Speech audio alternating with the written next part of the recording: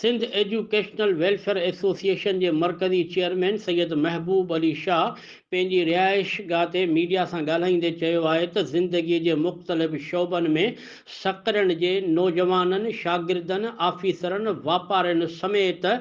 मुख़्तलिफ़ शोबनि में नुमाया कारकर्दगी ॾेखारींदड़नि जी हौसला अफ़ज़ाई ऐं ईंदड़ नौजवाननि में उत्साह पैदा करण लाइ 7 ऐं 8 अक्टूबर ते सकरनि जे चिल्ड्रेन पार्क में ॿ रोज़ा इंडस फेस्टिवल करे रहिया आहियूं,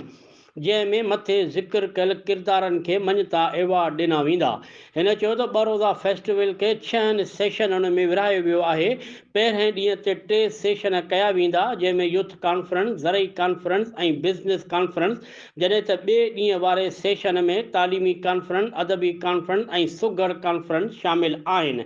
ॿिन्ही सेशननि जी पुॼाणीअ ते राति जो सूफ़ियाणी महफ़िल पिणु कई वेंदी। हिन इहो बि चयो त फेस्टिवल में मुख़्तलिफ़ क़िस्मनि जा स्टॉल पिणु लॻाया वेंदा, जॾहिं त सेशननि में ॻाल्हाइण लाइ चूंड महिमान शख़्सियतूं पिणु शरीक थींदियूं, जिन में आगा शेर अफ़ज़ल, मैडम सदफ़ रज़ा वड़ाइच, मैडम आमना मेमुण ऐं डायरेक्टर कल्चरल शेर मोहम्मद महर समेत तुफ़ैल अहमद बुर्ट ऐं ॿिया शामिल हूंदा।